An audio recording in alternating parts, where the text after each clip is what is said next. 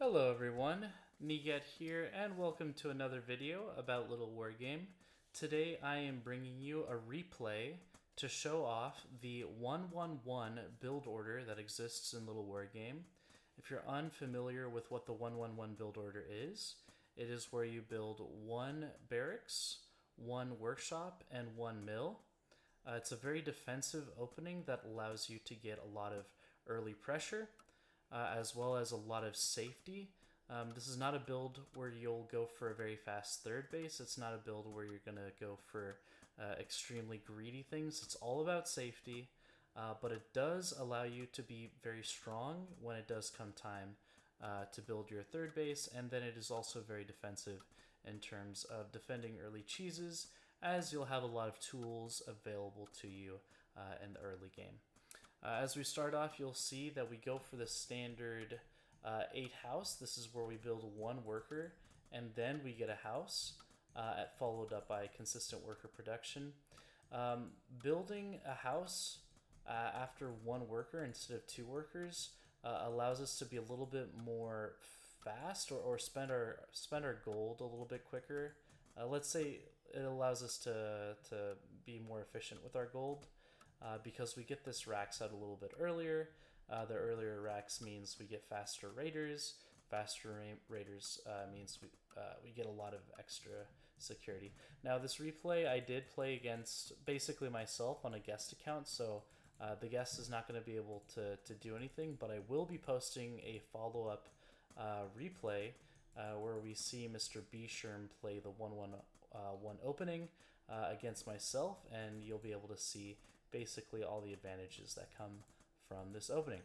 So after this, after this start, we get our 2 raiders. We continue to get our workers until we reach 12 workers. We are trying to get this 12 worker one base economy going, and we will shortly be sending one worker over to build our castle.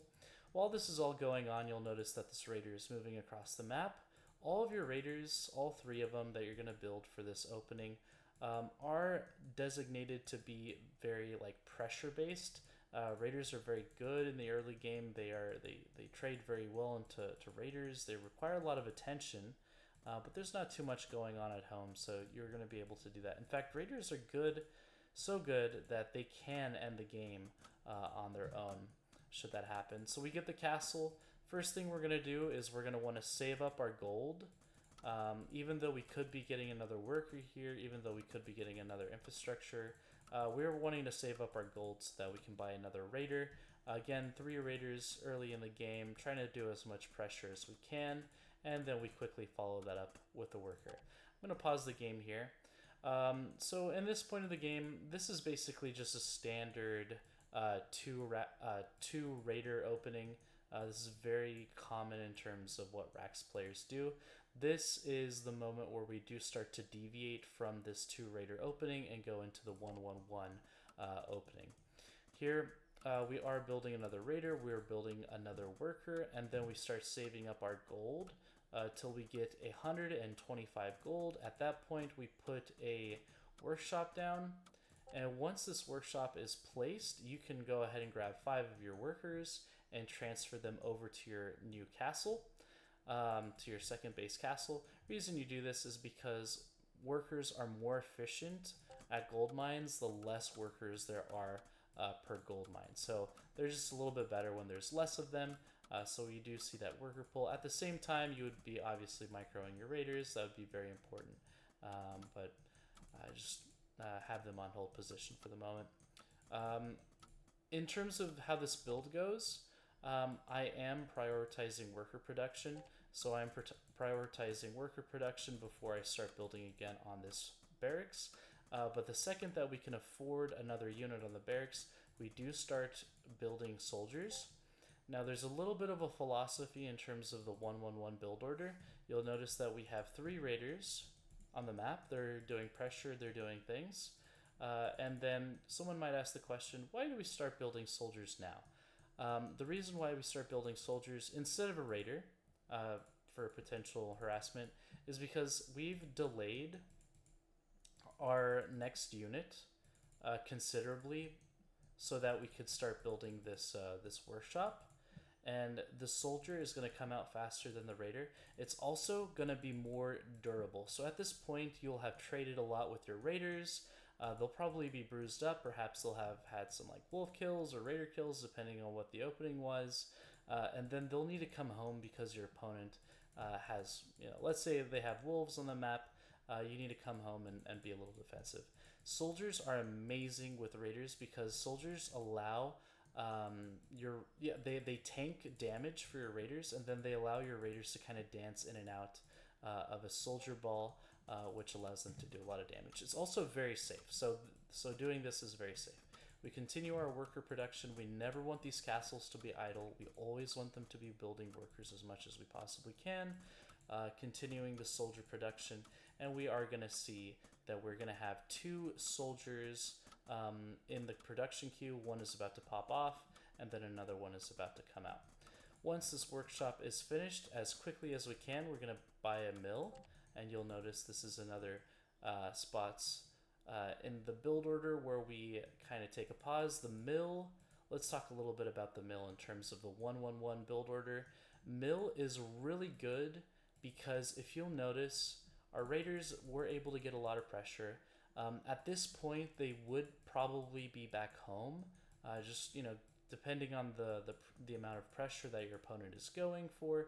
If he's built like 2 or 3 dens at this point, there's just going to be a lot of activity going on. So potentially your raiders could be at home, and we do want to get some map control back if our raiders are stuck at home or if we're having to defend, because we are going for slightly less units, especially given the fact that we haven't built too much. I mean, we've been getting good usage out of our barracks. It's almost been consistently building, but it's only been 1 production building, whereas when you're going up against a beast player, it's almost 2 or 3 productions. So most likely we'll have to be defensive. Gyros are extremely good defensive units, especially against Rax and Beast. If your opponent is going for archers, it's debatable. But gyros allow you to defend against raider pressures. They allow you to defend against a lot of wolf pressure. And then at the same time, if your opponent decides to go for a very greedy, fast third base, these gyros are going to be able to do a lot of worker damage, getting a lot of worker kills, almost ending the game on the spot. I'll continue the replay. You'll notice actually throughout this entire replay, this workshop also does not build a single unit. It actually doesn't even build a single unit till after you get the third base. The reason for this is because there's not enough gold in order to both get the mill and produce out of the workshop. We're getting enough units out of this Rax that we can be defensive and not really have to worry about anything as long as the raiders stay alive. The other thing is that this is kind of a safety building. Like, let's say, for instance, your opponent is going for a 1 base 2 Rax archer push.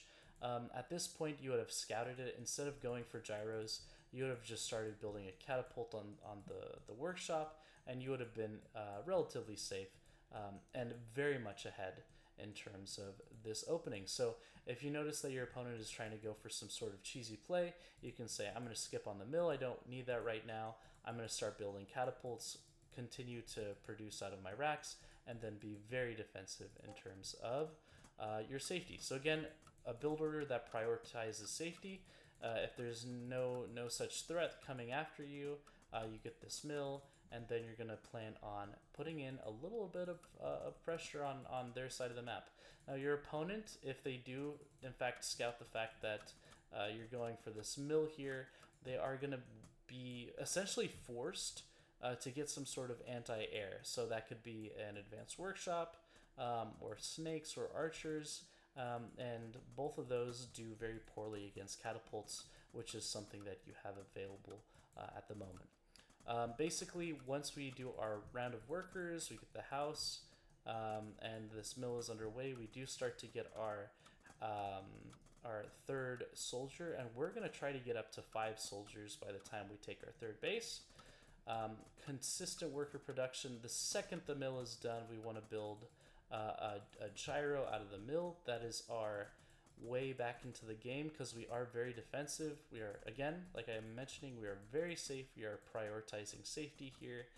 This mill is going to force our opponent to react to us, to react to this play that we're making, forcing them to get anti-air, forcing them to defend their workers at home, which will in turn allow us to take a third base, a very safe third base at the 6-minute mark.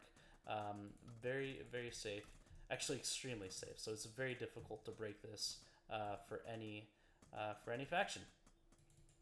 Raiders, obviously, they wouldn't just be standing still. They'd be moving around, doing a little bit of micro.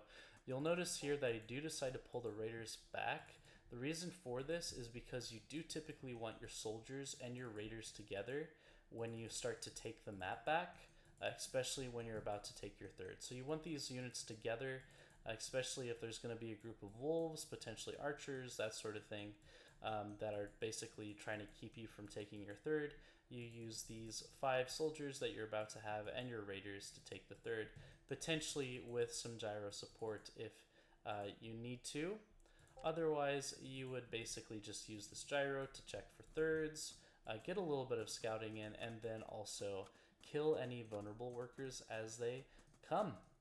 And that is the build order, guys. So pretty nice. You reach almost like 50 supply at the 6-minute mark. You get your castle at the 6-minute mark. It's very safe, extremely optimal in the sense of you're using your racks and you're basically getting your tech up as much as you can, and then you go from there. If you definitely need to like get more production, that sort of thing, especially if your opponent is going for some sort of all-in. That's what these raiders are for. These raiders are supposed to scout. These gyros are also supposed to scout for additional bases and put on some worker damage. Next video I do post on this channel will feature a game played between Mr. Beesham and myself from, I'm going to say a couple weeks ago, maybe like 2-3 weeks ago, where Beesham does play this opening, and you will see the strengths and the forced responses that'll come from your opponent if they see that you're playing 1-1-1. Alrighty guys, hope you enjoyed watching this video. I hope this build order will serve you well, and I will see you guys in the next one.